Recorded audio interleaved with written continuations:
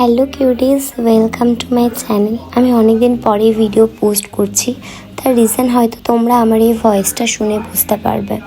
Sorry, আমার ভয়েসটা ignore করো।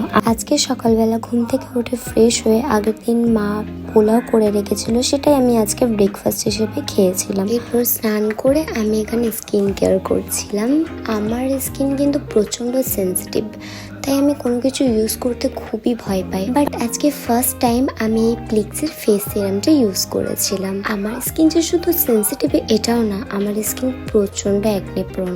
এখানে একটু শান্তিতে বসেছিলাম, বাট আমার এই শান্তি বেশিক্ষণের জন্য ছিল না।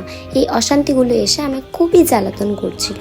তারপর এদেরকে বের করার পর আমি এখানে রবীন্দ্রনীতের জুয়েলারি বানাচ্ছিলাম।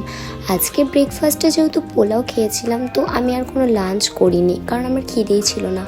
এখানে আমি মায়ের রাখা এই দইয়ের চামচটা দেখে প্রচণ্ড হাসছিলাম। মা পায়েস বানিয়েছিল, সেটা আর একটু মিষ্টি দই আমি খেয়েছিলাম আজ দুপুরবেলা। শরীরটা যেহেতু ভালো ছিল না, তো আমি খাবার খাওয়ার পর একটা প্যারাসিটামল খেয়ে দুপুরবেলা প্রচণ্ড ঘুমিয়ে পড়েছিলাম।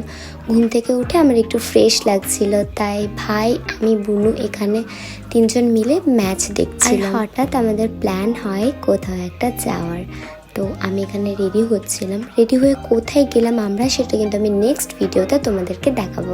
Stay tuned for part 2।